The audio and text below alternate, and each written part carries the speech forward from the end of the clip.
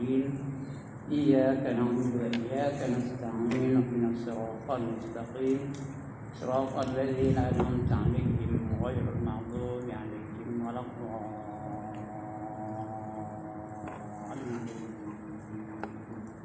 آمين. الحمد لله الذي هدانا لهذا وما كنا لنهتدي لولا أن هدانا الله والصلاة والسلام على أشرف الأنبياء والمرسلين وعلى آله وصحبه أجمعين. رب اشرح لي صدري ويسر لي أمري واحلل عقدة من لساني يفقهوا قولي. سبحانك لا علم لنا إلا ما علمتنا إنك أنت العليم الحكيم ولا حول ولا قوة إلا بالله العلي العظيم. أما بعد. Yang dimuliakan Tuan Pengerusi dan ahli Jabatan Kuasa Masjid, yang berbahagia Tuan-Tuan Imam, Tuan-Tuan Bilal, Tuan-Tuan Guru, para alim ulama tempatan, ustaz-ustaz, seterusnya Tuan-Tuan hadirin yang dirahmati Allah sekalian. Alhamdulillah, setinggi kesyukuran kepada kehadirat Allah Subhanahu wa taala. Pada malam ini dengan izinnya, dengan limpah kurnianya dan kasih sayangnya diberinya kita kesempatan lagi untuk berada dalam majlis ilmu. Mudah-mudahan Allah akan berkati kehidupan kita, dapat kita amalkan ilmu yang kita terima dalam pembacaan kita pada malam ini dan membimbing kita, melatih kita untuk menjadi hamba-hamba Allah yang sebenarnya, yang akhirnya akan diiktiraf oleh Allah sebagai hambanya. Kalau Allah iktiraf kita sebagai hamba, balasan tak lain tak bukan ialah syurga. Mudah-mudahan kita akan berusaha dan berikhtiar sungguh-sungguh untuk menjadi hamba Allah yang diiktiraf oleh Allah SWT. Dan kita bersyukur juga kita dah masuk di bulan Muharram. Ya, hari ini 8 Muharram. InsyaAllah besok 9 Muharram. Lusa 10 bulan Muharram. Dan bulan ini juga bulan kemerdekaan. Sebelum saya lupa, pesanan daripada AJK Masjid ni, esok pukul 12 tengah hari, ya, dijemput semua datang kerana kita nak baca surah Yasin. Bukan baca Yasin, surah Yasin. Daripada pukul 12 tengah hari besok. Dipimpin oleh Cik Imam kita lah, yang mana Cik Imam Wallahualam. Jadi datang ramai-ramai untuk kita merayakan hari kemerdekaan. Mudah-mudahan kita akan menjadi orang-orang yang sebenarnya merdeka, yang diterima Allah kemerdekaan kita. Dan syukur juga kita sedang berada di bulan Muharram. Tak lama lagi kita akan menyambut hari Ashura. Lusa Jumaat. Besok 9, lusa 10 Muharram. Banyak perkara-perkara besar yang berlaku pada 10 bulan Muharram. Ya. Boleh semak kitab namanya Durratun Nasihin, berbagai-bagai perkara besar yang berlaku di bulan di 10 bulan Muharram. Di antara yang teringat di saya lah, di antaranya Allah ampunkan kesalahan Nabi Adam. Walaupun dia memang tak berdosa pun, tapi dia ampunkannya hari Ashura tu. Dan dipertemukan Adam tu dengan opah kita Hawa juga pada hari Ashura, pada 10 bulan Muharram. Kemudian Nabi Isa diangkat ke langit 10 bulan Muharram. Nabi Musa lepas daripada tentera Fir'aun 10 bulan Muharram. Dan Fir'aun pula tenggelam di Laut Merah juga pada 10 bulan Muharram. Nabi Ibrahim lepas daripada api Namrud 10 bulan Muharram. Nabi Ayub sembuh dari penyakitnya pada 10 bulan Muharram. Nabi Yunus keluar dari perut ikan juga pada 10 bulan Muharram. Nabi Nuh mendarat bahteranya di Bukit Jadi juga pada 10 bulan Muharram. Banyak perkara yang berlaku. Ada lagi kan? Tapi saya tak nak panjang-panjang, cukup sekali tu. Jadi pada 10 bulan Muharram tu wajarlah kita besarkan. Ya, yang pertama kita puasa. Ada 14 benda yang patut kita lakukan pada 10 bulan Muharram tu, ya. Ini sudah disyarahkan kepada kita oleh tuan guru kita yang dulu, yang lama dulu. Namanya Tuan Haji Lok, ingat. Dan sudah ditulis semula oleh tuan guru kita juga. Tuan guru yang menjadi imam masjid dulu, tuan guru kita, namanya Ustaz Haji Badaruddin. Dari tulis dan dari salah ada 14 perkara yang patut kita lakukan pada 10 bulan Muharram. Saya tak bawa ada salah tu. Siapa yang ada sifat keluar baik masalah tu. Ada 14 perkara. Di antaranya puasa. Lepas itu selain dari puasa, baca suratul Ikhlas. Berapa kali? 1000 kali. Suratul Ikhlas 1000 kali. Di antara yang lain, bercelak. Di antara yang lain, baca hasbi Allah wa ni'mal wakil, ni'mal maula wa ni'man nasir 70 kali. Di antara yang lain, ziarah orang sakit, memuliakan orang miskin. Banyak, ada 14 perkara ya. Malam ni tak nak saya tangan. Cari dulu balik. Risalah yang dikeluarkan oleh tuan guru kita sama-sama dulu, Tuan Haji Badaruddin. Di foto stat dia bagi semua orang. Saya yakin semua orang dapat tu. Cek balik. Jadi kalau hendakkan pahala lah ya. Banyak besar mana pahala ni. Jadi mari kita sama-sama amalkan pada 10 bulan Muharram. Baik, untuk malam ini kita sambung lagi pembacaan kita dalam kitab yang bernama Jauharul Mahub ni. Habis itu setakat wallahu alam. Ada satu riwayat pagi subuh tu saya baca ya. Saya baca dia pengajar. Subuh tu ada riwayat nanti kawan. Ada seorang dia ada 7 ketil batu. Dia minta batu tu menyaksikan bahawa tidak ada Tuhan disembah melainkan Allah. Tajuk usul ini fazilat membaca kalimah la ilaha illallah ya. Wahai batu, kamu saksikan bahawa tiada Tuhan yang bersembah sebenarnya melainkan Allah dan Nabi Muhammad itu utusan Allah. Dia menyuruh batu jadi saksi. Lepas tu dia mimpi. Ini dah kita baca dulu ya. Dia mimpi. Dia mimpi bahawa bila dicek dia layak masuk neraka. Maka ditarik dia itu ke dalam neraka. Nak masuk dalam neraka. Dah sampai neraka yang pertama, batu yang menjadi saksi tadi terbang melayang menutup pintu neraka tu. Lalu tak boleh masuk. Lalu pergi pada neraka yang kedua. Neraka ada 7 lah. Dia ada 7 batu tu. Pergi pada neraka yang kedua. Batu yang kedua terbang menutup pintu neraka itu. Sampai ketiga, keempat, kelima, keenam, ketujuh. Langsung tak boleh masuk dalam apa? Dalam neraka itu. Kenapa? Kerana batu yang menjadi saksi itu menghalang dia daripada masuk dalam neraka. Kemudian dibawa dia ke Araj. Di Araj Allah perintahkan dia dapat masuk syurga semata-mata kerana dia menyebut kalimah la ilaha illallah kepada batu-batu yang menyaksikannya. Malam ni kita sambung lagi bacaan ini ya. Dan memadalah kelebihan kalimah la ilaha illallah Muhammadur Rasulullah itu bagi orang yang menuntut kemenangan dunia dan akhirat. Siapa hendakkan kemenangan dunia dan akhirat, jangan lepas menyebut kalimah la ilaha illallah Muhammadur Rasulullah. Kalau asyhadu an la ilaha illallah wa asyhadu anna Muhammadar Rasulullah. Siapa ada yang rumi buka muka surat 31. Yang jawin tak? Apa tadi? Surat berapa? 16. Muka surat 16. Dan memadalah kelebihan kalimah la ilaha illallah Muhammadur Rasulullah itu bagi orang yang menuntut kemenangan dunia dan akhirat. Kita nak menang dunia dan akhirat. Sebab tu Imam tadi bagi tempat doa apa? Rabbana atina fid dunya hasanah wa fil akhirati hasanah wa qina azaban nar. Dunia pun kita tak baik, akhirat pun tak baik. Jadi bila hendaknya itu banyak-banyak dah menyebut kalimah la ilaha illallah Muhammadur Rasulullah.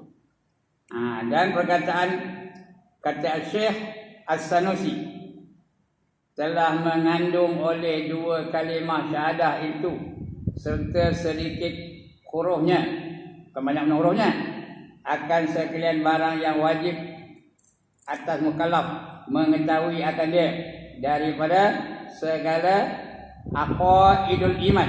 Aqaidul iman ya.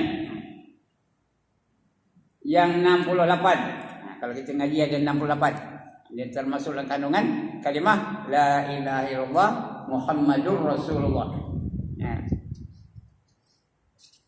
Asasnya 50. Asasnya 50. Tuan-tuan, 20 yang wajib, 20 yang mustahil, satunya harus. Itu 41. Kemudian baru Muhammadur Rasulullah pula 4 yang wajib, 4 yang mustahil, 1 yang harus. Jadi 9. 41 tambah 9 50. Tapi ini 68, tambah lagi. Ya. Yang 50 tu hanya dalam kalimah la ilaha illallah saja. Yang 18 lagi tu ada masuk dalam kalimah Muhammadur Rasulullah. Semuanya 68. Baca kitab namanya kitab kitab senang aja. Iaitu apa? Risalah Tauhid ada 68 huraian ya. Malam ni tadi ada cerita yang tu. Itu 68 tu termasuk dalam kandungan kalimah la ilaha illallah Muhammadur Rasulullah. Kalimah la ilaha illallah termasuk dalam sifat istighna, termasuk dalam sifat istiqrar ilahi dan sebagainya. Dan sebagainya. Yang harus tu masuk ke situ. Itu masuk 68 tu. Huraiannya. Itu namanya Aqaidul Iman yang 68 pada hak Allah Taala dan pada hak segala Rasulullah sallallahu alaihi wasallam. Maka adalah ia 24 huruf. Huruf semuanya ada 24. 24 hurufnya dan malam dan siang itu ada 24 saat. 24 saat itu 24 jam lah ya. Malam dan siang itu 24 jam. Cakap Arabnya saat. 24 saat. Maka tiap-tiap satu huruf daripadanya mengkafarahkan, artinya menghapuskan atau membayar denda, mengkafarahkan akan dosa satu saat. Jadi ada 24 saat, ya, satu huruf mengkafarahkan satu saat, satu jam. Ada 24 jam ya. Banyak disebut dalam kalimah la ilaha illallah Muhammadur Rasulullah. Satu huruf mengkafarahkan satu saat, satu jam. Jadi ada 24 huruf mengkafarahkan 24 jam. Jadi kalau sebut habis semula la ilaha illallah Muhammadur Rasulullah tu, mana dosa kita daripada pagi ke pagi, daripada petang ke petang, daripada malam ke malam, habis dihapus oleh Allah SWT. Jadi mengkafarahkan dosa kita. Dan adalah segala hurufnya ya, adalah segala hurufnya juzu'iyah.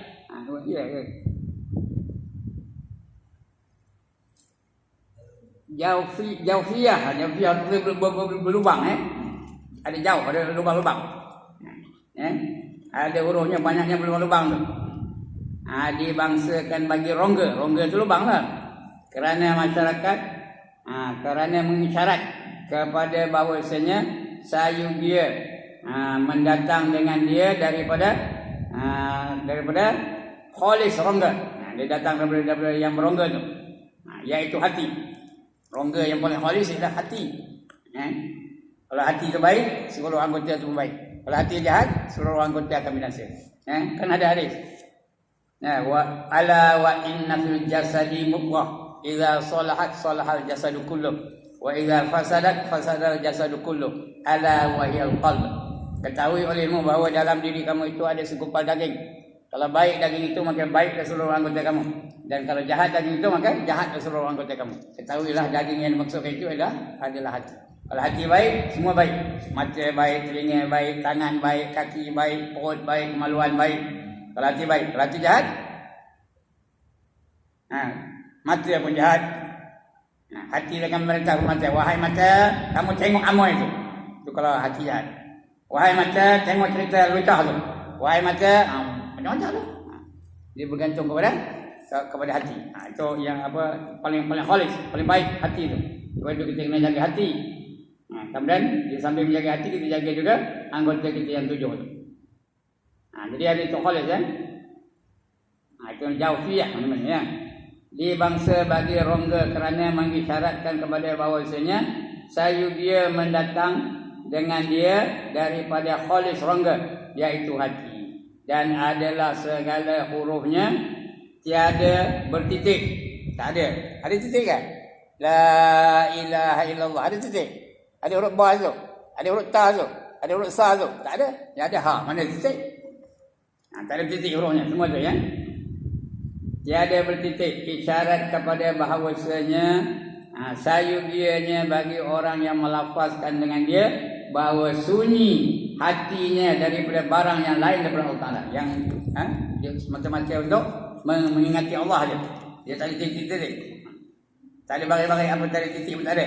Kalau ba ada titik bawah, ta ada titik atas dua ya. Sa ada titik atas. Jim ada titik tengah. Ini tak ada.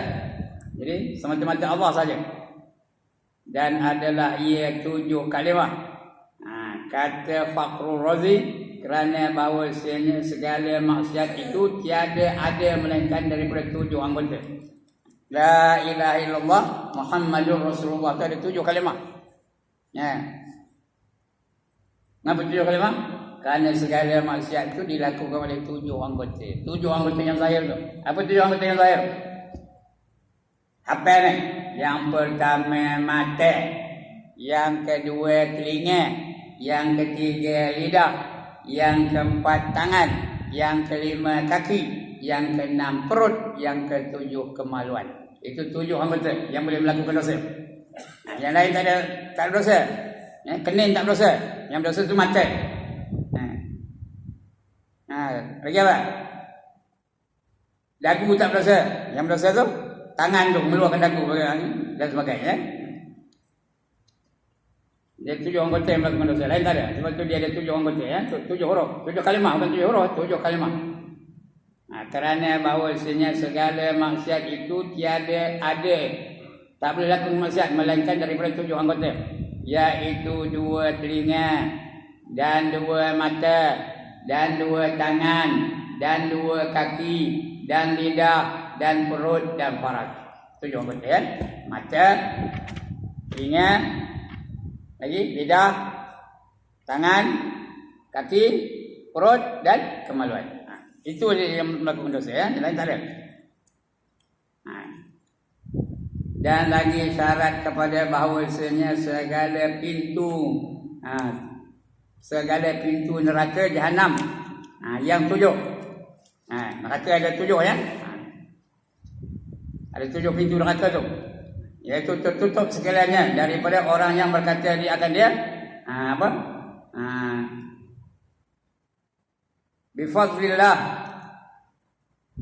wa rahmah ya. Bifadlillah wa rahmah. Tak pernah nampak ya.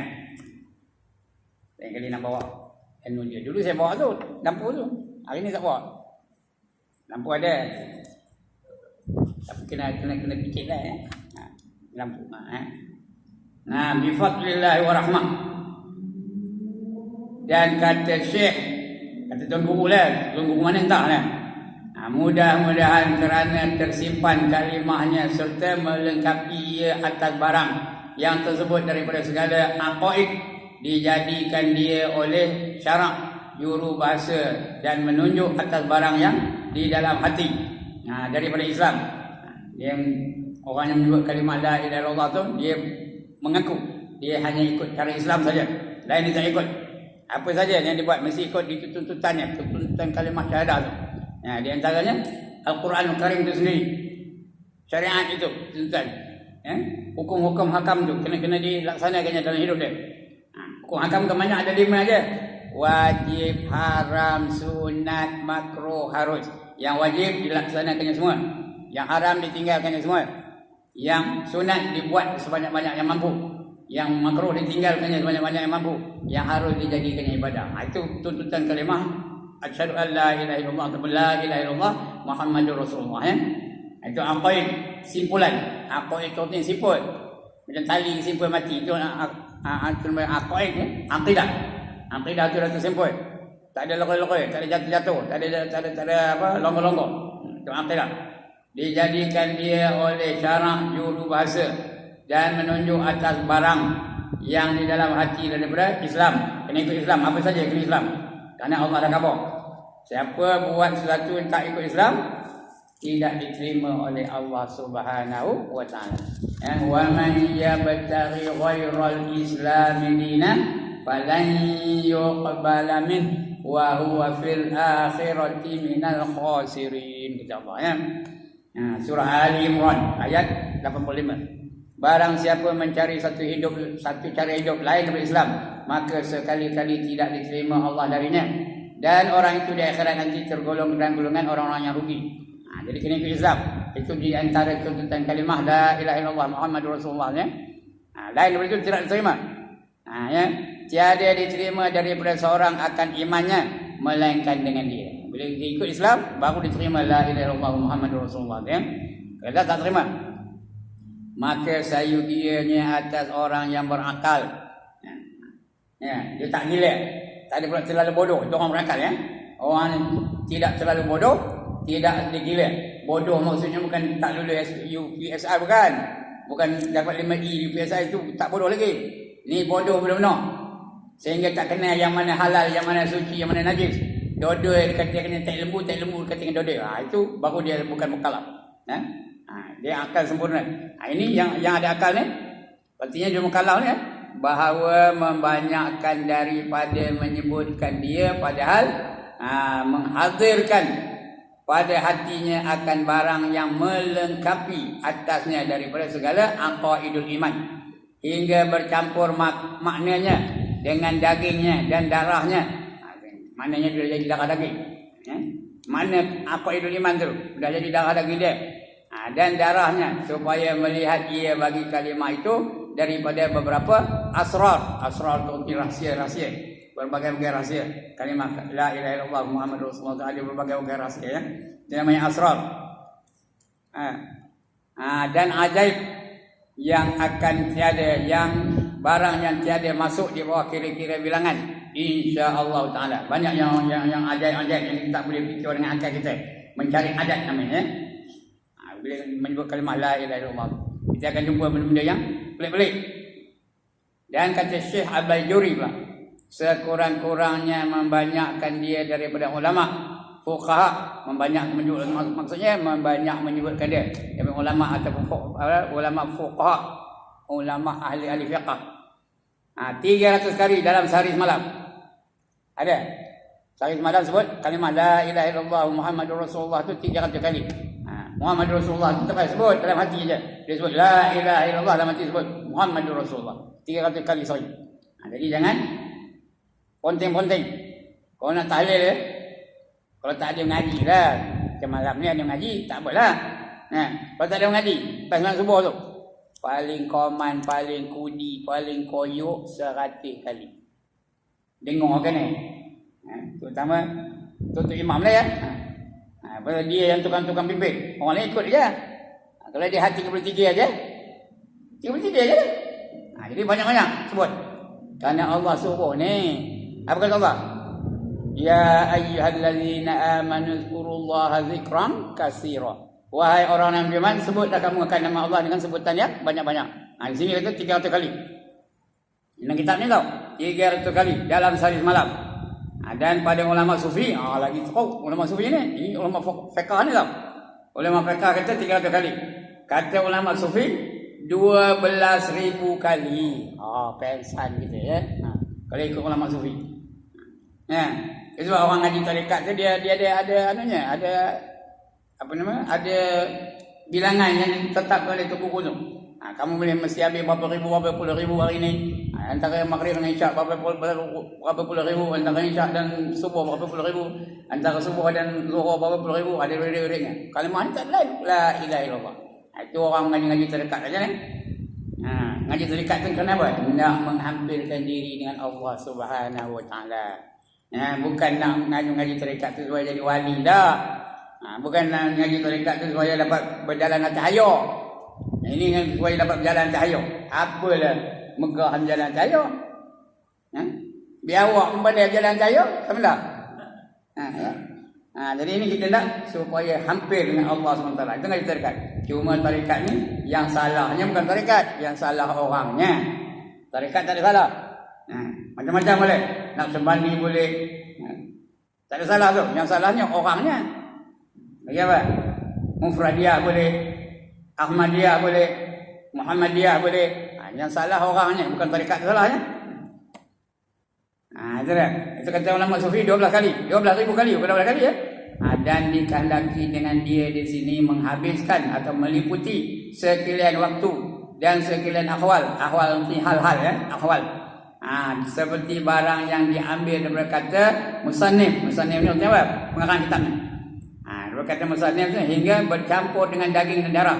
Supaya la ilaha illallah Muhammadur Rasulullah tu dia jadi darah daging, bercampur dengan daging, bercampur dengan darah. Dan yang afdal pada melafazkan dia dengan meninggalkan mat. Apa meninggalkan mat? Tinggal mat. Mat tinggalkan matnya, betul tak? Mat artinya panjang, jangan dipanjangkan. Ya. La ilaha illallah tu jangan panjangkan. Kalau dia 2 harakat cukup lah. Patutnya 5 harakat mat takzim tu. La ilaha illallah. Itu 5 harkat. Karena dia melibatkan kalimah Allah, tapi bila kita wirid ni tak payah panjang. Ya? La ilaha illallah, la ilaha illallah. Ulah tu ya. Tak payah la ilaha illallah. Itu tak boleh banyak lah ya. Pada lebih-lebih kalau kafir nama Islam.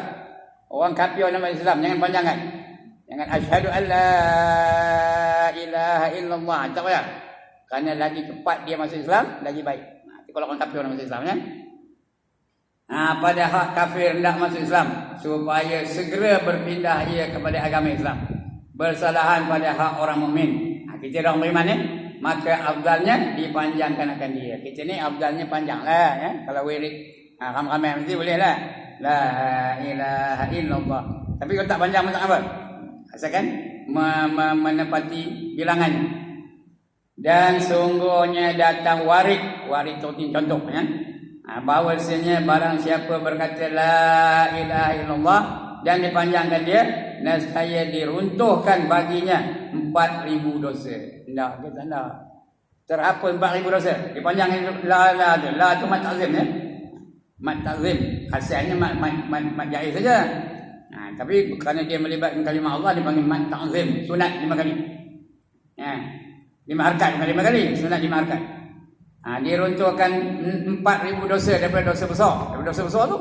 Maka sembah mereka itu, ya Rasulullah. Maka jika tiada baginya suatu daripada dosa besar. Kalau tak ada dosa macam mana? Sabdanya diampunkan bagi ahlinya. Dosa dia tak ada payah diampunkan, tak ada dosa. Diampunkan dosa ahlinya, dosa isterinya, dosa anak-anaknya dan sebagainya. Dan dosa jiran pun diampunkan. Diampunkan bagi ahlinya dan bagi jirannya. Meriwayatkan dia oleh Bukhari seperti barang yang telah terdahulu sebut. Dan bersalah-salahan ulama pada yang dikenaki dengan mat tadi. Yang tersebut.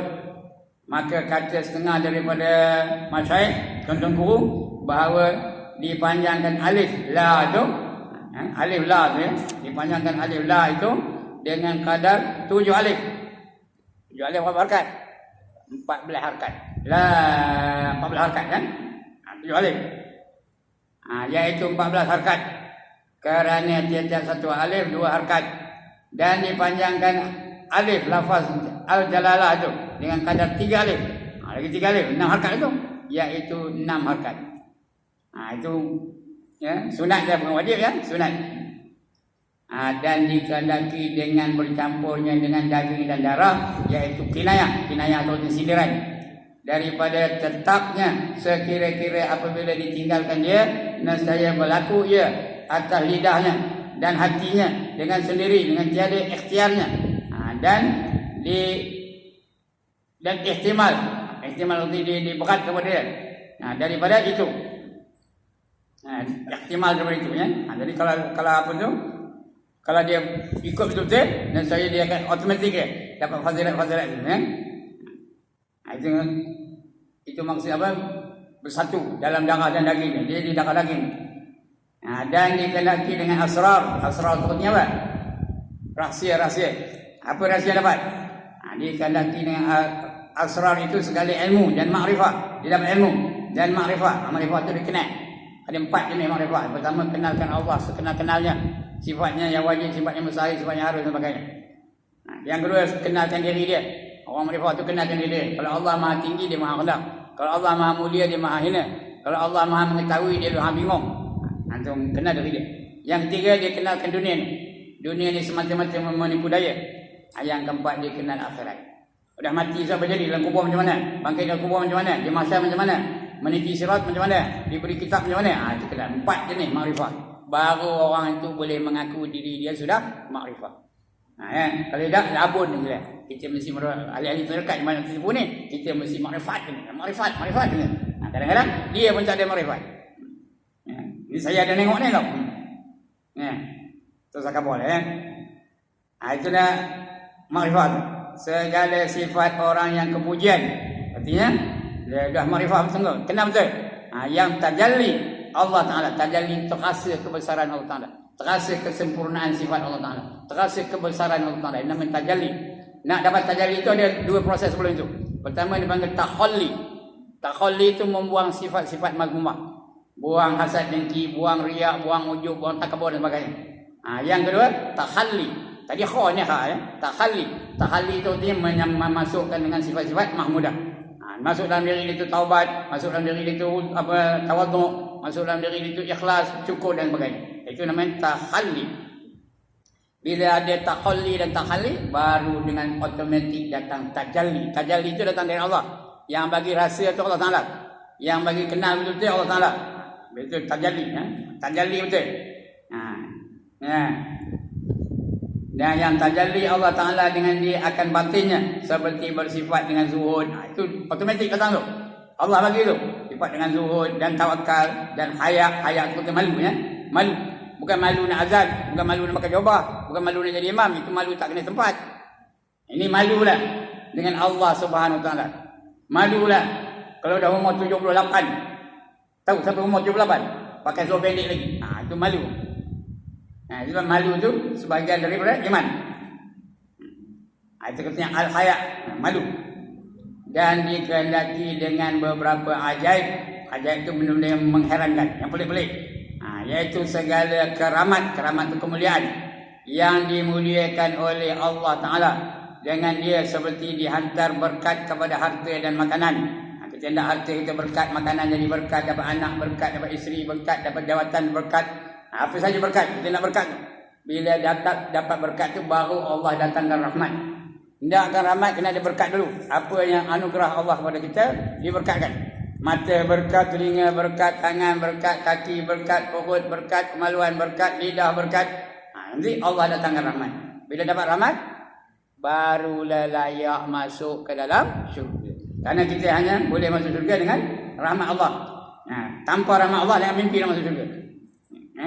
Jadi kita hendakkan rahmat Allah. Hendakkan rahmat Allah, datangkan berkat dulu. Gunakan mata itu sebaik-baik. Gunakan telinga itu sebaik-baik. Gunakan lidah itu sebaik-baiknya. Supaya dapat berkat. Ada anak, didik anak itu betul-betul supaya menjadi anak-anak yang soleh. Berkat itu insyaAllah.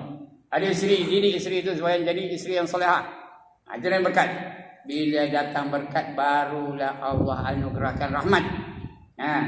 Tak dapat rahmat, Allah kabar Al-Quran macam mana? Bab hijrah ni. Apa kata Allah?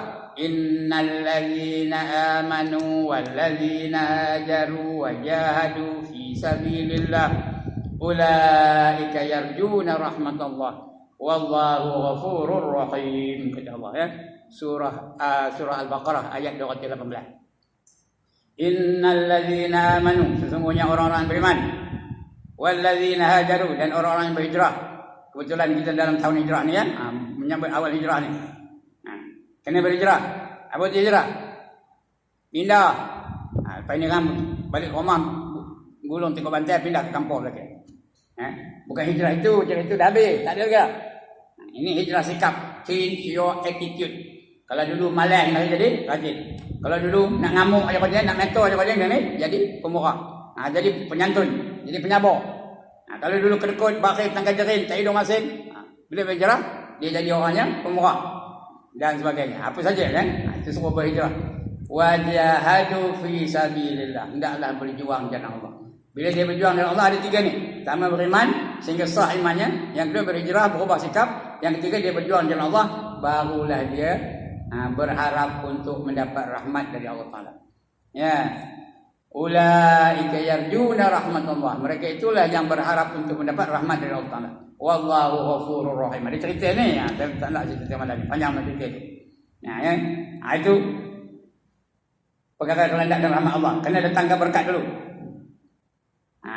Itu benda yang ajaib tu. Dan segala karamah yang dimuliakan oleh Allah Ta'ala. Seperti dia dihantar berkat pada hartanya berkat.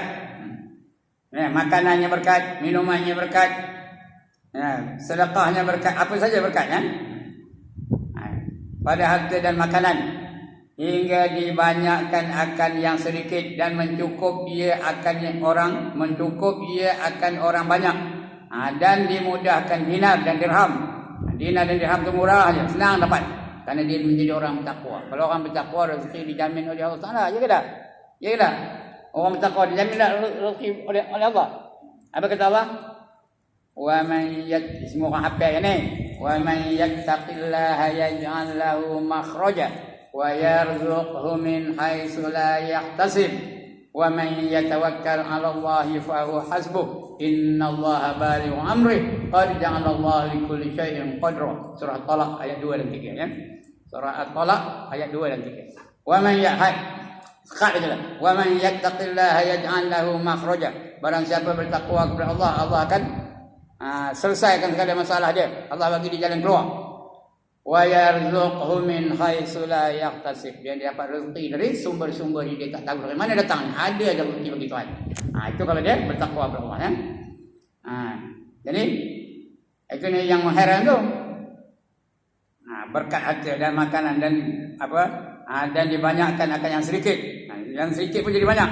Dan mencukup ia akan orang banyak. Walaupun sikit, dia kena beri sikit je. Tapi cukup, orang boleh makan, boleh puas hati. Dan dimudahkan dinar, senang je dapat dinar. Dinar tu duit emas. Dan dirham tu duit perak. Dan lainnya daripada barang yang menyeru kepadanya oleh hajat. Apa saja dihajat yang senang. Nak hidup senang, di antara yang boleh kita buat, jangan lepas sembahyang berjemaah. Don't forget to pray in a congregation. Jangan seorang-seorang rumah. InsyaAllah, yang pertama sekali Allah lapangkan hidup dia. Itu fadilat yang pertama. Ada 5 fadilat. Pertama, dia lapangkan hidupnya. Yang kedua, lepas daripada siksa kubur. Yang ketiga, dapat kitab amal yang tangan kanannya. Yang keempat, meniti siratul mustaqim, cepat seperti kilat. Yang kelima, masuk syurga tanpa hisab. Yang mana tanda? Cakap apa? Yang mana tanda? Oleh yang demikian, buatlah esok subuh di mana saya? Yang tempat ada jemaah bukan mesti sini aja ya. Kalau saya datang mari tak boleh lah. Mana ada jemaah? 5 fadilat. Jadi sebab itu berkat dia ya. Allah bagi mulia. Dinar senang, dirham senang. Barang yang menyeru kepadanya oleh hajat. Tetapi tiadalah sayudianya bagi seseorang bahawa mengqasatkan akan demikian itu dengan suatu daripada taatnya. Kita buat taat bukan nak kematian dah. Kita buat taat kerana menyahut seruan Allah Taala, menyahut perintah Allah Taala. Bukan kerana hendakkan fadilat baru kita beramal. Itu standard tadika. Standard tadika. Itu ada ulama mengatakan itu syirik, tapi syiriknya harus. Syirik tak berdosa. Ada ulama menentang mana ada syirik harus. Syirik itu mesti berdosa. Tapi ada ulama mengatakan syirik yang harus, iaitu dia melakukan ibadah kerana hendakkan syurga. Dan kerana takut kena neraka. Dia semayang kerana takut kena neraka. Dan dia semayang kerana hendakkan syurga. Itu macam tadika lah. Tadika ada upah baru dia nak buat. Ustaz buat hotel baru dia mau kerja. Kerja tak lah. Itu dia takut kena neraka. Itulah. Itu standardnya tadika. Tapi yang sebenarnya kita buat biar semata-mata kerana menurut perintah Allah ya. Dan jika tiada nescaya masuk atasnya syirik khafi. Ini syirik khafi. Sebenarnya bukan syirik khafi ni. Syirik kecil. Syirik khafi, syirik yang tersembunyi. Syirik khafi itu apa? Itu syirik tersembunyi, kapio. Syirik khafi itu syirik kapio ya. Ini patutnya syirik kecil. Syirik kecil itu riak. Kata Nabi, aku yang aku takutkan kamu ialah syirik yang kecil. Lebih aku takut daripada Dajjal. Ditanya sahabat, apa itu syirik kecil ya Rasulullah? Jawab Nabi ialah ar-riya'u. Itu syirik kecil. Dia tak nak kafir tapi berdosa besar. Sama tak? Sama tak? Berdosa besar tapi tak ada kafir. Beriman lah. Itu syirik kecil. Syirik kecil, kafir berarti ya. Di antara syirik kecil apa? Menyamakan Tuhan dengan sesuatu yang baru. Itu syirik kecil. Menyamakan Islam dengan agama-agama yang lain. Dia pangkat besar. Dah saya sebut sini banyak kali dah. Dia pangkat besar. Dia meresmikan sesuatu majlis. Lalu dia kata apa? Semua agama adalah baik. Syirik tu. Menyamakan Islam dengan Hinduism, Buddhism dan sebagainya. Dah masuk betul tak? Dah masuk? Sikit lagi. Ya, dengan bukan syirik khafi itu. Syirik kecil. Syirkul asghar ya. Namanya. Maka wajib atas murid bahawa menjernihkan batinnya. Hati itu datang betul, mata-mata kerana Allah ya? Jangan kerana yang lain. Jangan campur-campur yang lain.